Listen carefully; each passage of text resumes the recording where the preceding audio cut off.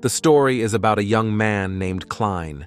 In his past life, he was killed but miraculously reborn. Now he is investigating the world of magic to find out how this happened. His only clues are an old diary with mysterious entries that he has to decipher. The guy's mind was filled with different thoughts. The voices in his head fought with each other, not understanding what was happening. As soon as he opened his eyes, the young man looked at himself and felt every cell in his body. And it was hard for him to control himself and collect his thoughts. As soon as he woke up, he asked himself if he had finally woken up or if he was still in a deep and terrible dream. His hand rested on the floor, trying to lift his cottony and heavy body to get a better look at the place where he was. Rising to his feet, the young man grabbed his head, not understanding why it hurt so badly, as if hundreds of knives were piercing it. As soon as he started to come to his senses and looked around the place more closely, he was overcome with panic and confusion about where he was, because he had never been in that room before. He stood in the middle of a small room, all alone, constantly asking himself the same thing. What kind of unfamiliar place was this, and where was he? Having mastered his body and thoughts, his eyes examined everything. The first thing he noticed was a wooden, unfamiliar table with a few books and weapons on it. Next, he noticed a dark and gloomy room with a wooden bed, but with fresh linens. And he thought that they had prepared for him and had everything ready. After analyzing the bed and the table, the young man wondered where he could be. Perhaps it was a place where he had already been, but he just didn't remember. Although the boy had never complained about his memory and attention, there was a dead silence in the room. Suddenly, the young man was attracted to a huge window with a full moon in the sky, which with its red color blinded the boy's eyes, and the light fell on the gloomy bedroom. And then even more thoughts flooded his head. His pupils enlarged, and his gaze hung in one place, thinking and putting all the puzzles together. And suddenly, as if everything began to fall into place, he realized that he was slowly beginning to understand, and his guesses were confirmed. Turning around, he saw a large, full-length mirror. The boy walked up to it and looked at himself carefully. It was as if he was speechless when he saw himself. A second later, he came to and leaned more closely to the mirror, and his mouth seemed to say his name.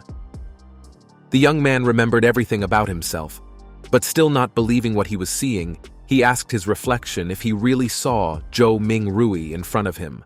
The guy kept looking at the reflection and asking himself various questions. He could not understand how it happened, that he could be reborn into another person. Zhou went through every book he had read, every short story he had studied, but no such situation was described in any work. How he was able to be reborn was one thing he could not understand. He realized that he needed to calm down and get a grip on himself, because in this state, he would not be able to solve the riddle. He breathed in and out 3 times to calm himself and focus on the problem. He remembered that he hadn't had much luck lately, and that was when the guy quit his job. Walking down the street, he passed a vendor selling old books, and then Zhou thought about buying him one of those books. It turned out to have spells in it, and that's what got him interested. After flipping through the book, he found a certain spell that he decided to implement and recite.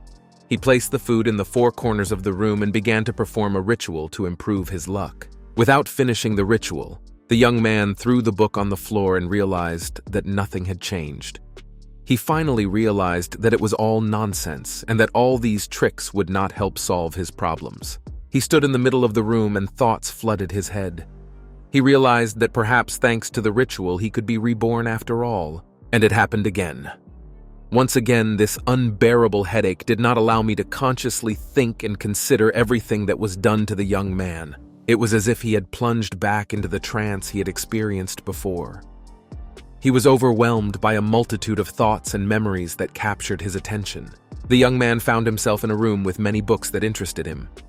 He sat down close to them and began to leaf through each one to find at least some answers. And then an interesting wrapper caught his attention. The guy was flipping through and carefully reading every letter. And suddenly, he read an inscription addressing the boy in big, bold letters. It said that his real name was Kleene Moretti. And then the boy began to remember everything. He saw everything as if it were real. It was little Kleene Moretti and his girlfriend, who lived in the kingdom of Lowen, namely in the city of Tingen, Ava County. They grew up together and grew to the age when they were already handsome young men who walked along cozy streets, discussing various topics of interest to teenagers. His father was once a sergeant in the Royal Army, where he sacrificed his life during fierce battles in the conflict with the southern continent. Kleene considered him a hero and always looked up to him. After the loss of his father, the boy was very worried about his future because it was his father who was the family breadwinner and provided all the expenses. And when the time came for him to enter a private gymnasium, the state paid the family a financial aid, and his mother was an incredible fan of the goddess of the eternal night. This meant that it was at night that all the potential of the person and all the skills that the young man's mother had woke up. But this did not last long, and she also died while Kleene was taking his exams to enter a higher education institution. It was a huge loss for the young man. He realized that he had no support left and became a complete orphan. After the funerals of both parents, he was left all alone in a 2-room apartment with his older brother, who provided for the children, and his younger sister. This was the greatest support and consolation after the double loss. Kleene studied hard. As a graduate, he was very proficient in the ancient language, which was considered the oldest of all languages on the entire southern continent. Of all the languages he learned, Kleene knew best the language of Hermes, which was associated with prayers and spells, sacrifices, and appeared very often on ancient tombstones. Suddenly, he realized that this knowledge of the language would help the boy in solving the complicated story that was happening in his life. Kleene quickly looked around the room at where he was, floating in his thoughts, and realized that he needed to find the notebook with the boy's notes. After all, there might be answers to all the riddles. He quickly began flipping through the pages of his diary and eventually found an entry that clearly and concisely stated that everyone would die, including himself. And then he really thought about these words. He read everything over and over again, thinking about every word and every phrase because it all sounded very strange and scary. When Kleene ran his finger across the sheet, he saw that there were dirty marks on the snow-white paper. He did not understand what had happened to his hands. The young man took a closer look at them and everything that could have stained his hands, and then he thought that it was the ink from the notebook that could have given the color. But it was strange, because the diary was old, so he dismissed the idea. Suddenly, Kleene realized that there was no red ink in the notebook, and his hands were covered in a dark burgundy color. Could it be blood? The young man went back to the mirror and kept looking at his reflection, feeling an unbearable pain in his head. It was as if thousands of hammers were constantly pounding on his temples. Suddenly, he saw a slow stream of blood running down his face. As he came closer, the young man pushed his hair behind his ear and became petrified. He could not say a word at what he saw. He had a large and bloody hole in his temple. It was a walnut-sized bullet wound. He did not remember how it happened at all. The petrified and bewildered young man stood there looking at the blood moon that completely illuminated the room. He was running through all the possibilities in his head, how this could have happened, but unfortunately, nothing came to mind. As soon as he regained consciousness, he began to think seriously. Is it really possible to stay alive after such a severe injury, since this injury was caused by a firearm? Kleene did not know a single case where a person survived such an injury and could still think objectively. He decided to touch the wound with trembling hands and carefully examine it. And as soon as he did, he was seriously frightened. How could this have happened? After all, the wound was already half healed and dried up. But how is this possible? The guy had this thought that maybe he was already dead, and he was imagining all this. He carefully examined every inch of his body in front of the mirror. Kleene even decided to pinch or hit himself to make sure he was alive and conscious. The young man even suggested that perhaps this effect was due to the rebirth of his body. He did not stop thinking about this mysticism, because no book had ever described it. But one more question did not leave him alone. How did it happen that he was still alive and didn't remember being allegedly killed by someone? Or maybe he was injured during the battle, like his father. Kleene recalled that when he looked at the diary, he found a weapon that could have killed him. The guy walked over to the table where it was lying and began to study it carefully. It was an old gun with rust on the muzzle. He walked closer and picked it up to examine every inch of it and find at least some clue. When he spun the drum in the gun, bullets fell out, but one was missing. And again, the puzzle began to take shape little by little. Kleene realized that this was the diameter of the hole in his temple, and that was the one bullet missing from the gun. It might have killed the boy. He couldn't stand still and kept stumbling around, and suddenly he felt something hard under his shoe. He sat down to see what it was, and the bullet that had wounded him was lying on the floor. It was covered in blood. The young man carefully took it in his hands and looked at it carefully. And then his thoughts could not be stopped. He realized that he had died from a firearm, but he did not understand whether it was suicide or murder. But he pulled himself together and realized that his family was very poor and could not have such a weapon, because even the gas lamp on the table was very expensive, and his brother Benson could not buy it. Kleene began to get nervous and slammed his palm down on the book, because he did not understand where he had gotten the money for such an expensive revolver. The guy suggested that he could have been killed after all. Could a graduate of the history department have caused someone discomfort? Kleene decided to freshen up and went to the bathroom and turned on the cold water. He did not understand how he could be reborn into another body, but fragments of his past life remained. The guy quickly washed his face and started thinking about everything from the beginning, but his body was weak.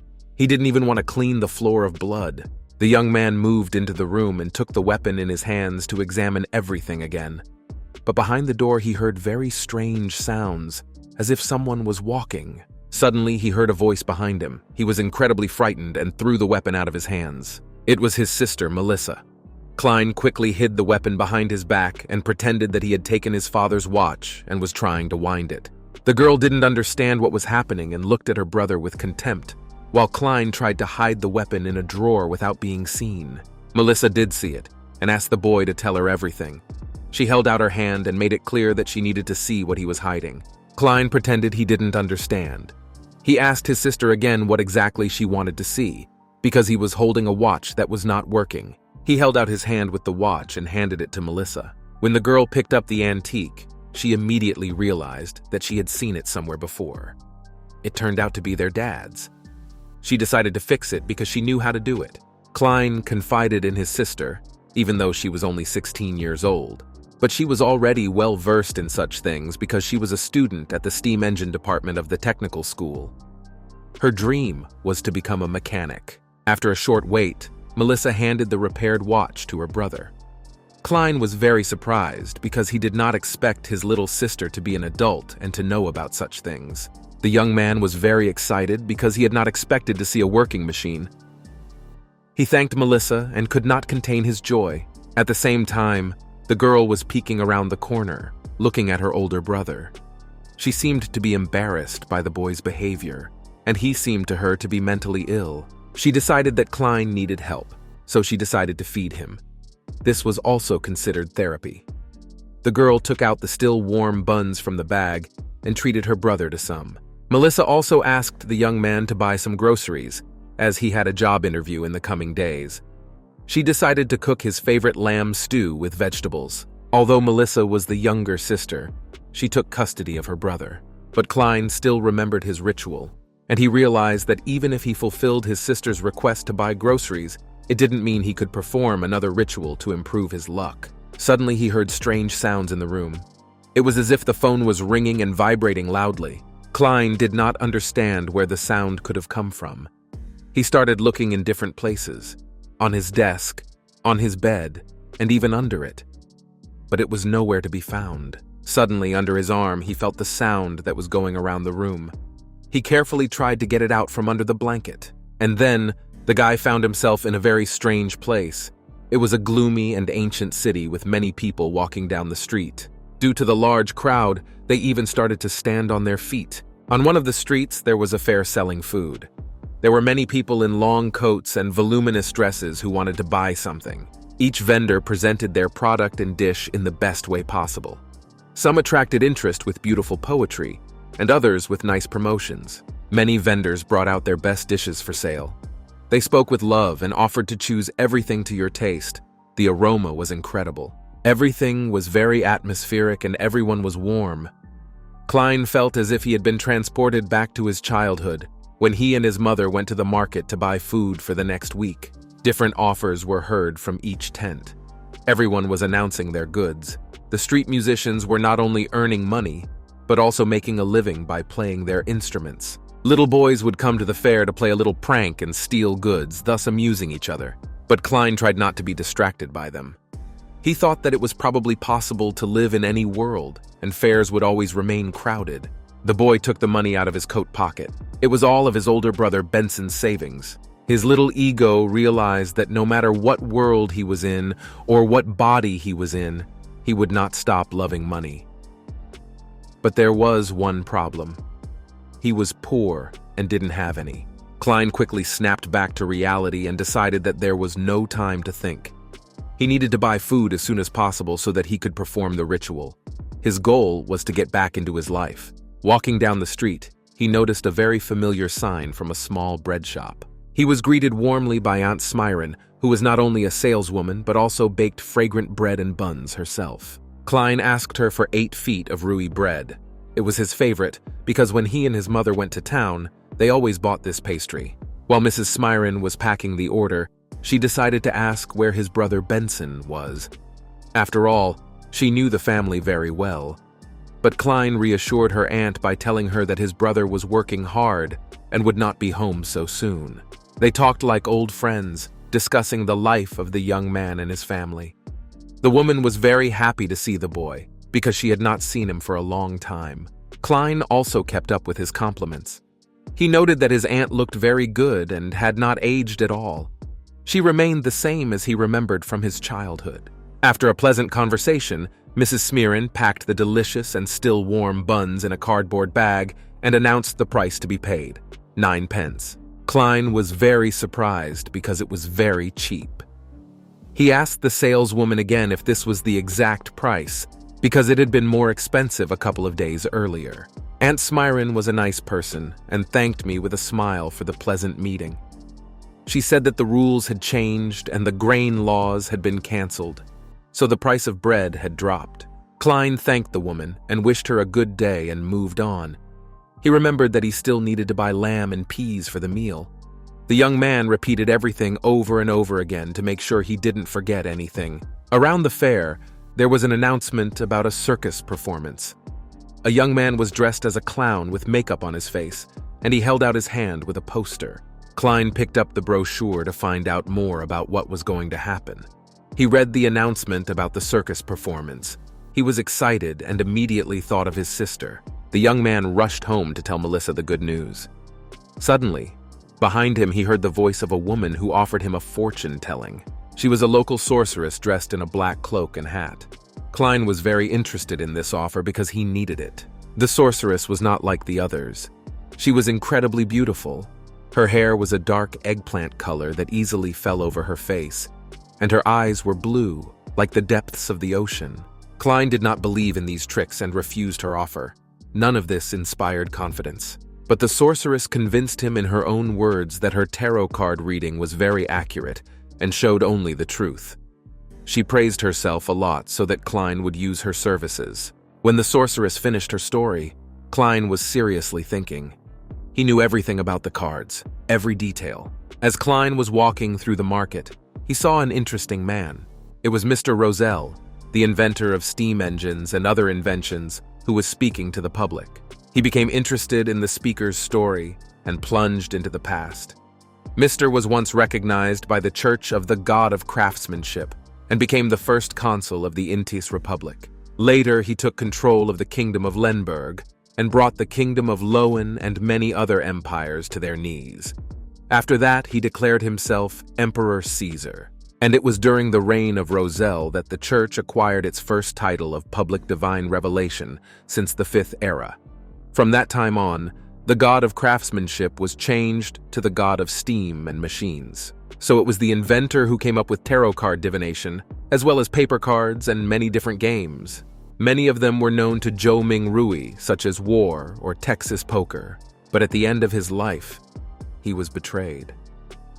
In 1198, the Church of the Eternally Floating Sun, together with the Sauron family from the former kingdom of Intis, killed him. and he eventually died in the castle of White Maple. The young man woke up from his memories and saw the sorceress in front of him. He asked how much her vision would cost, because he had a lot of money left. The sorceress said that he was her first client, and that she would do everything for free. She took him to a tent similar to a circus to start reading tarot cards. They sat down in the dim light at a table where Kleene began to ask his questions. The girl tuned into the work. The boy looked at all the cards and realized that they were indistinguishable from the earthly ones. It seemed to him even more that Mr. Roselle was an older companion in misfortune. The sorceress handed the young man a deck of cards and asked him to shuffle them so that everything would be clean and he would trust her. Kleene asked again if there would be any additional charges for the reading. The sorceress calmed his worries and said that everything was free. The young man picked up a deck of cards and began to shuffle them carefully. After all the manipulations with the tarot cards, he put them on the table and set himself up for further action. The sorceress prepared for the reading and asked the boy what he wanted to know. She was very friendly and smiling towards the boy. Kleene did not hesitate and laid out all his requests. He asked her to read the past, the future, and even the present. The sorceress was very surprised because she had never received such a request before. Many clients only wanted to hear about the future, their family, and even the day they would die. Then she asked the young man to shuffle the deck again and clearly express his wish for the visions. As to get a reliable prediction, you need to be sure of your question. And again, his little ego was irritated and did not understand why everyone wanted money and why there could not be anything free in this world. But Kleene tuned in again and clearly stated his wishes and asked all the questions that bothered him. I asked him again if he had specified everything correctly, and then the sorceress began the whole process of divination. She pulled out the cards one by one and began to decode them. The first card represented the past.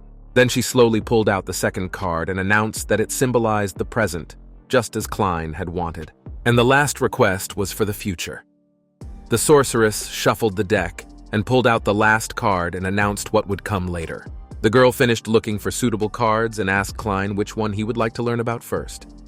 He looked at them carefully and had a difficult choice, but decided which one to choose first. Kleene thought about his choice for a long time, but decided that his first prediction would be about the present and what to expect tomorrow. The sorceress agreed and began to read the card. She held up a card and told her what she saw in the picture. It was a jester. Kleene didn't expect to see it. He realized that the card was number 0, which meant that it implied a beginning. And as soon as the sorceress began her story about the map, an unfamiliar woman burst into their tent and screamed at the girl. The sorceress was very nervous because she did not expect to see a disgruntled lady with beautiful forms. The woman ordered the imposter to return because she was only a trainer. They had a conflict because of the swindler. The real witch forced her out into the yard and reminded her that only she could tell people's fates. The woman breathed a sigh of relief and wiped the sweat from her forehead. Kleene was confused by what he saw. The sorceress quickly reacted to the boy and asked him in a rude voice if he wanted her to read his fortune. Kleene thought about the woman's offer, but before doing so, he asked if it would be free, because the previous offer was perfectly suitable for him. The sorceress smiled playfully and said that the guy had to pay her. Kleene didn't like that, so he refused. The young man quickly ran away from that tent and went home immediately. As he walked, he couldn't stop thinking about the situation, because he didn't understand how an ordinary trainer could guess. Kleene took all the money he had left out of his pocket and counted it. He realized that he had very little left. He had spent 2 souls and 1 penny on food alone. But I stopped and realized that I could easily perform my own ritual to improve my luck with these products. The young man took a torn page from the book out of his pocket to reread all the conditions and incantations once again. Kleene came home and sat down at his desk to prepare. He finished translating the entire spell. He understood the language of Hermes, but it was not easy. The young man prepared all the elements for the ritual by placing loaves of bread in the 4 corners. He looked around to see if he had forgotten to do anything. The boy stood in the middle of the room, took the sheet with the text of the spell, and decided to start the task. Kleene stood confidently on his feet and prayed. His lips whispered softly that the blessing of the immortal Lord of heaven and earth would descend. He stood with his eyes closed and recited the incantation again and again. The young man did not stop praying and stood in one place. His body became stony and focused on only one thing. The ritual worked because of the continuous recitation of the prayer. Kleene stood in the middle of the enchanted square with bread placed in the corners. It was like a blue portal. The guy was still conscious. He had a strange thought about whether he could return to the real world, to his body. He was absorbed in his thoughts, not knowing whether it would have any effect. He was nervous that something unexpected might happen. Kleene suddenly fell to his knees and held his head. He did not understand what was happening. His hands clenched and the leaf fell to the floor. The young man lay curled up in a ball. His head was exploding with pain. He imagined that a nail was being driven into his skull with a large hammer. Kleene was holding his head with his hands and moaning in pain. He couldn't even open his eyes, and even worse, a strange voice was in his mind. Kleene lost consciousness for a moment, falling as if to the bottom of a huge ocean because of his pain.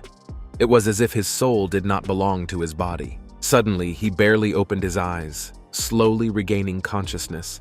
He put his hand to his eyes to see if he was alive. The guy got to his feet and looked around. He did not realize where his body was.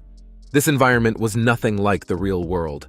Many strange, red spots were flying around him. The young man had never seen anything like it in his life.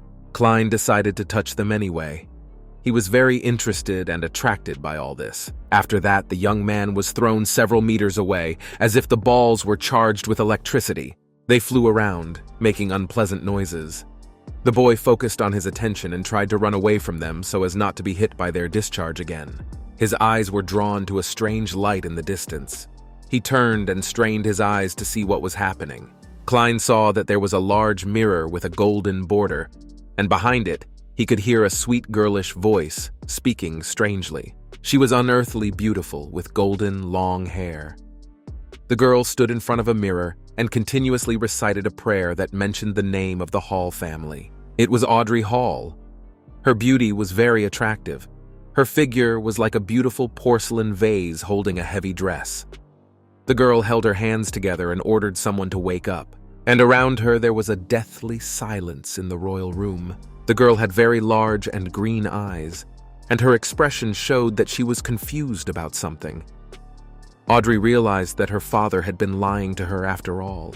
Audrey Hall said that he always said that this mirror once belonged to the Dark Emperor of the ancient Solomon's Empire, and that it was a magical treasure. But an incomprehensible thought caught the girl's attention. Her eyes became interested and a little embarrassed. She calmly approached the mirror. Suddenly, Audrey heard strange sounds coming from the mirror. Her gaze stopped and froze in one place at what she saw. A huge portal opened in the mirror and took the teenagers into a whirlpool of fantasy. They saw a large ship on the high seas. It was sailing during a storm, overcoming high waves. Audrey and Kleene noticed a tall, brown-eyed boy. It was Alger Wilson. His cloak was blowing in different directions in the wind, and his hands were holding a crystalline figure in the shape of a small pyramid. He spoke quietly to his amulet about some strange thing. The boy said that it still lacked the blood of the ghost shark. The pyramid began to make strange sounds and emit incredibly bright light. Algeria was very scared, although he did not show it on his fighting face. He was worried and trying to understand what was happening. Suddenly, his ship began to shimmer as well and completely illuminated the dark night in the middle of the Black Sea. It was a fantastic sight, with sparks flying in all directions. It was Kleine's landing on a planet where red charged spots were flying in the air and everything was smoky. The guy got to his feet. In the distance, he noticed two figures, a man and a woman. They stood together and were silent. The young man decided to call them. It was Audrey and Alger, who were already talking to each other. The girl was also disturbed by the place. The brown-eyed man asked the teenagers what brought them to this land. Kleene listened to the language spoken by the tutors, but he was confused about how he got here. I came to think that perhaps they had all been thrown into this strange place by his ritual to improve his luck. Kleene did not dare to approach the young men, fearing the consequences of prayer. Perhaps he needed to open his ego and ask for specific information, but the guy wanted to do it all for himself. It was an experiment that might have helped him. Audrey and Alger were very nervous and surprised at the same time. They were angry with Kleene for his stupidity that led to the problem. The young men stood and looked at the silhouette of the guy. but they did not understand whether he was really a person, because they only heard his voice, and the body itself was not visible. But Audrey approached Kleine's shadow and decided to ask him what had happened, and if he could return everything to the way it was before. Everything was smoky. He could barely see who was standing in front of him and asking questions. The young man finally saw the figure of a girl with blonde, golden hair, and next to her was a tall man with blue hair.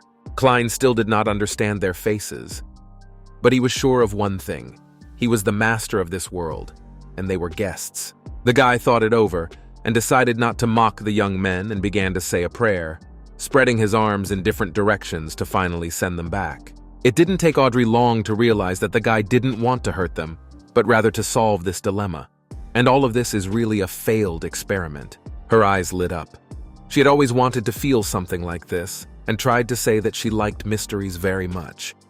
The girl was a little detective. The girl asked the boy about being transferred to the afterlife, but Kleene did not know the answer himself, although he did not show it on his face. The young man made it clear that he was the master of this world, and did not want to answer any questions. But he was confused by the fact that there was no temple with a long table in this world. Suddenly, a strange thing began to happen under their feet. The stone pavement began to rise upward, spreading at the seams and accelerating upward with rapid force. Everything began to rise to the sky with the enormous power of the subsoil. The three young men stood in the middle of this storm and did not understand what would happen next and what they should do. Audrey and Alger looked at each other and stood there in awe. It was the first time in their lives that this had ever happened. Some kind of magical power on this earth. The explosion quickly subsided and a building began to appear from the thick dust, but it was hard to see it. A few minutes later, all the dirt settled to the bottom, and the royal tower with 2 columns on top was already visible. It looked like the Colosseum in Rome. The young men went inside to find out who was there and what his goal was to seize the land. Entering the large wooden door, they saw a long table in the middle of the room. Audrey, Kleene, and Alger sat down on chairs and were very surprised. It was all very majestic and huge. They could not calm their emotions. It was all strange and unreal. The guy with the blue hair convinced the others that they needed to join the Church of the Goddess of Eternal Night to become otherworldly. Or there was another church option, the God of Steam and Machines. He really knew what he was talking about. He continued to confirm the teenagers in his knowledge, saying that many people from the world did not become mystical powers, and even many priests of large churches doubt this mysticism. Alger did not stop in his stories. He was sure that the otherworldly still existed in palaces, in courts, and even in executive bodies that fought against danger. But as soon as the Iron Age began, their numbers decreased. But out of all the words he heard, he was very surprised by the phrase Iron Age, because according to his memories, this age belonged to the 5th era, which began 1,349 years later. Audrey also kept up with the discussion of knowledge. She said that she also knew about this, and knew about the Nighthawks of the Authorized Punisher. But despite this, she did not want to lose her freedom. She was confused by all this. She was angry and wondered if there was another way to solve it, because she didn't like what the guys were offering. The guys looked at each other and did not understand what other way there could be. Everything they knew and understood could be done. Alger sorted through all the thoughts that came to his mind. He looked into the distance to concentrate somehow. Kleene also did not sit idly by. He drew out all his knowledge and memories from the deepest recesses of his head to somehow solve the problem. Alger mentioned 2 sets of 9-point potion formulas. The teenagers looked at each other in surprise and did not know about such spells. But it was clear from Audrey's face that she was hiding something and still knew about it. The guy with the blue hair said they knew about it.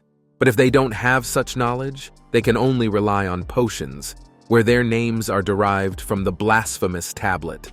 And the names of these magical drinks have been translated into hundreds of languages, but have changed a lot over time. The main thing is that it's not the name, but the effect they create. Alger said that he knew one thing well, called Sailor. It gives you a great sense of balance, and besides that, your body will have large scales and allow you to swim freely like a fish. Audrey confirmed the boy's words and said that in the past he had been called the Guardian of the Sea. Her eyes were burning with curiosity and excitement. Alger went on to tell us about another potion called the Spectator. It was this spell that gave an exceptionally sharp mind and excellent observational abilities. With these skills, it was easy to follow the behavior and emotions of the play's actors and sneak a peek into the secret crevices of their minds. After hearing this, Audrey was very surprised, because she was confused by the phrase that even if you are an extravaganza at a banquet or in the middle of the street, you should always remain a spectator and not show it to others. After processing everything in her head, the girl felt that she fell in love with this potion and decided to find out where to find it and get it. She even offered to exchange a thing or knowledge for it. Alger knew the answer to this question and where to get it. He announced that he needed to find the blood of a ghost shark, namely 100 milliliters of this mystical creature. Audrey didn't think twice and agreed to these terms, but she asked if she did not get it. Was there a guarantee for this exchange? The guy reassured her and said that he would immediately send it to a certain address by mail. Alger saw that the girl was hesitating, so he suggested that Kleene witness their agreement so that they could feel calm and confident. The girl was excited by this offer and asked the young man if he could help them with their dispute. But before doing so, she thought about his name, because they did not know each other. Kleene thought about his pseudonym because he didn't want people to know his real name and find out who he really was. He slapped his hand loudly on the table and told us to call him Shut. Audrey and Alger looked at each other and asked his name again in surprise. They had never heard such a sophisticated and interesting yet strange name before. The girl approached with all respect, addressed her royally, and majestically asked to be their witness and guarantor of their agreement.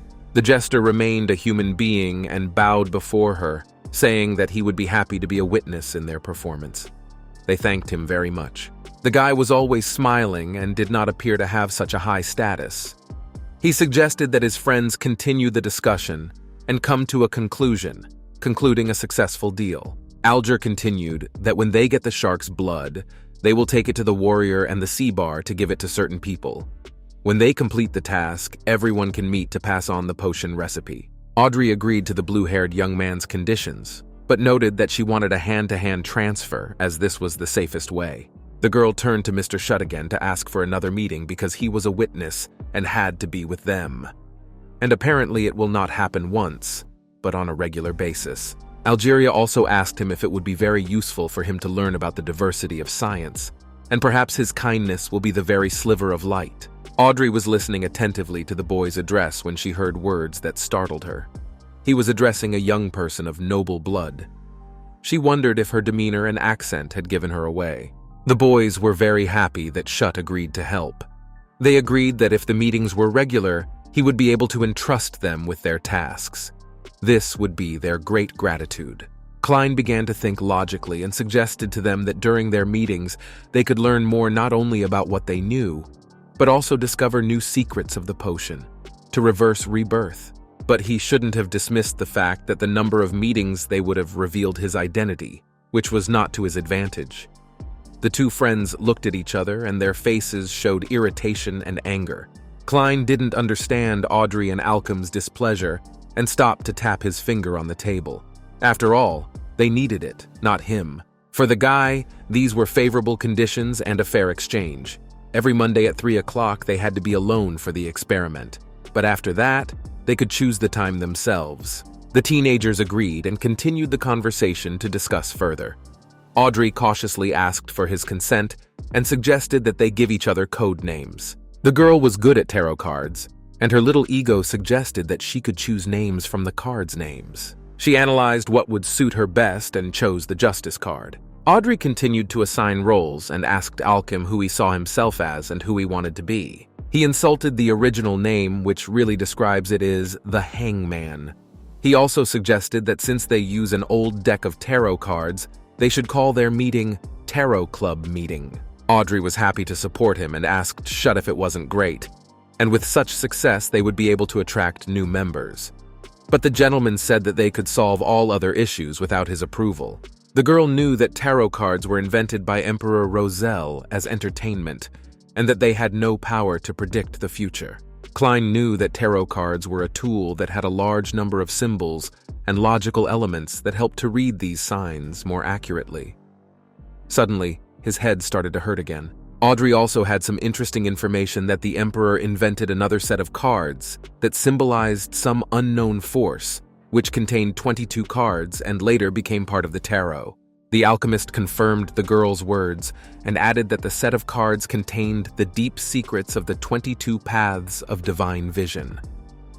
But she was very surprised by this information. Kleene listened to his friends and suggested that we call it a day because there was a lot of work to be done. Audrey thanked everyone for their attention and went on to work and explore all the secrets. The commander-in-chief announced the next meeting, which did not require long waits. Suddenly, everything happened as if in a dream, and Kleene saw familiar places and buildings again. He found himself back in the middle of the room and did not understand what had just happened to him. The boy thought about the visions he had. What could that gray, foggy world mean? He walked over to the table where his diary was kept and wondered what kind of force had led to such strange events. His attention was drawn to his father's watch, which was repaired by his sister Melissa. Kleene picked it up and checked the present tense. He came to the conclusion that time in that world was the same. But the meeting was truly mysterious and enigmatic. The young man began to recall everything that happened then. He realized that they lived in different parts of the world, but despite the great distance, they could easily communicate. The boy remembered his diary and went to the table to find the solution to this mystery. After reading his notes, he breathed a sigh of relief that it was now only Kleene and not Zhou Mingrui. And as soon as the boy closed his eyes, he returned to the mysterious ship where the miracles took place. Kleene had a bewildered look on his face and stood there wondering how it all happened. Later, he realized that he had to fulfill the alchemist's task. He stood again with the amulet in his hands in the middle of the deck and twisted all his thoughts and considered how he had gotten back there again. Suddenly, the glass pyramid began to crack in the young man's palms, making strange sounds, while Kleene just held it and did nothing.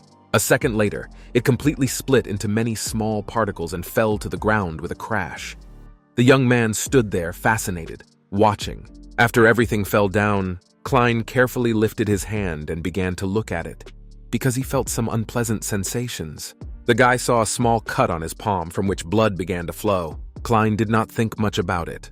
A long, dark corridor appeared in front of him, and he decided to go into it and investigate the situation. He stood there with a formidable look, showing that he was not afraid of anything and was ready for anything that happened in this world.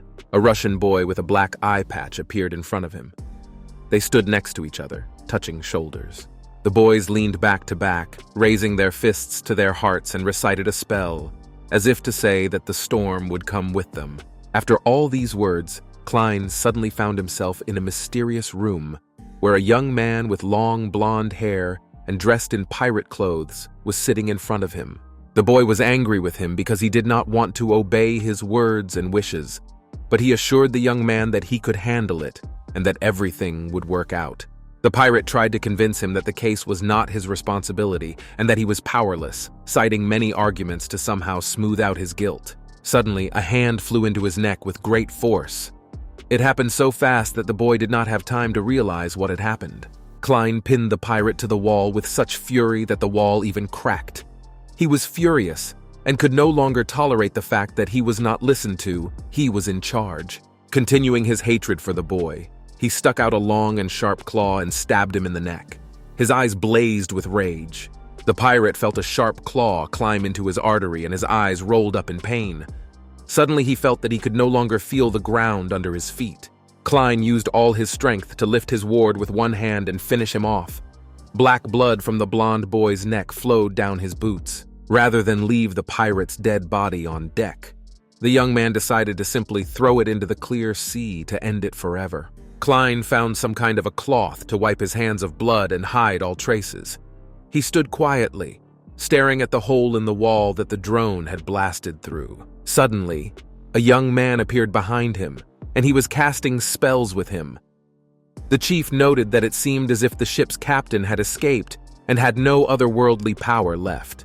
The young men spoke as if they were old acquaintances who realized that they would be rewarded for taking over this ghostly ship, and that the others were just figures. Kleene continued to argue that the storm could end quickly and that the captain who had seemingly escaped would not be able to hold out for long. After all the circumstances that happened on deck, the guy knew that a new era would come.